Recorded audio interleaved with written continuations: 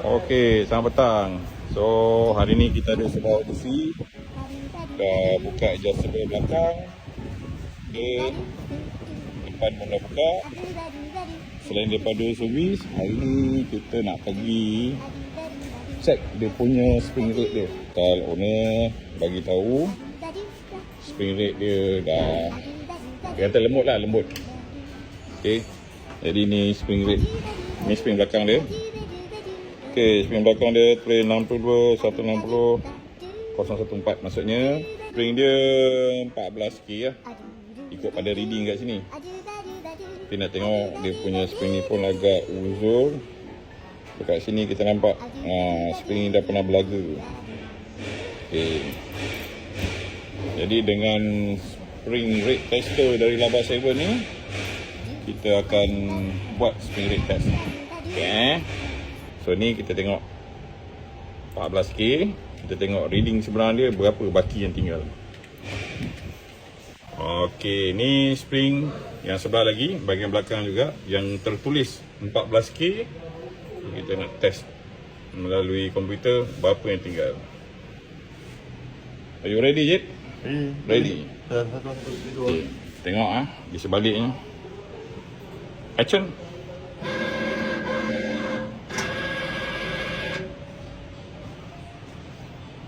Okay, mari kita tengok rate spring dia tinggal berapa. 13.3. Maksudnya dalam 700 0.7 lah. 0.7 dia punya beza dia daripada asal. Okay, kita test sebelah lagi pula. Okay, ini spring yang kedua. Kita test. Mari kita tengok spring rate kedua, berapa nilai yang tinggal. Berapakah tension rate yang tinggal. Kau jangan gelak. Jangan gelak, tombok lagi kan. 4. Oh, test complete. Mari kita tengok spring kedua. 12.937. Maksudnya kiri kanan tak sama. Spring kiri kanan tak sama. Tapi untuk audisi ni memang kalau 14K pun tak cukup keras. Kita kena naikkan spring rate lagi. Dengan kita tukar spring rate tukar spring Okey, tukar spring berapa K? Kita kalau untuk audisi biasanya 18K at least. Maksudnya minimum 18K. 18K. Okey. So ni spring rate depan pula. Jom kita test spring rate depan. Okey, ni spring depan. Okey, nampak tebal. Ni datang daripada adjustable tian. Biasanya tian ni dia tak ada spring rate pun dia nak tulis, tapi tulis part number lah. Di part number ni orang akan check daripada Google. Tapi kita ni check daripada komputer terus lah, sebab kita ada Laba 7 spring rate tester. Okay, action.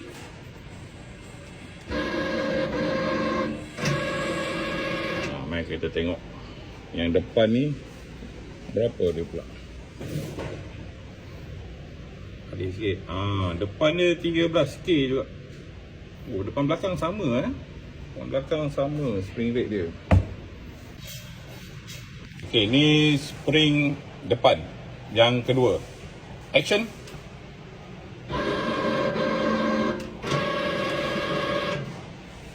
Terus kita dapat result 12.8. Oh, maksudnya 44 ni spring rate dia dah tak sama. Toleran tak jauh. Soalan untuk dia orang ni semua. Berapakah spring rate ideal untuk audisi? 18K bosku. Kau sedap-sedap nak main. Depan? Depan biasanya 16 pun okey lah. 16, 18. 16, 18. Haji berapa? Tunggu saya mentalitik je lah. Azwid? Timbang lah. Rasa macam mana? Nak tahu ideal punya spring rate yang sesuai pakai kat audisi? Bak kata Roy, sama je. Sama je. Tapi nak lagi jap. Nak lagi jahat kan. Pakai 24K. Belakang 24K, depan 16. Tapi biasanya kalau nak tahu ni apa barang ni mesin lah. Nah bos, kita kan ni 12 Nampak? 12 key. Dia ada ilmu yang kita semua tak mampu nak belajar. Yang untuk ideal ada dua option, Honda Odyssey 1624 dengan 1418. 1618. 1624. Jangan risau pakai semen tegang-tegang sebab Odyssey boleh dikatakan kereta yang paling berat dalam kelas dia, kelas wagon. Jangan risau pakai 24K. Minimum belakang 18K. Okey? Terima kasih tu.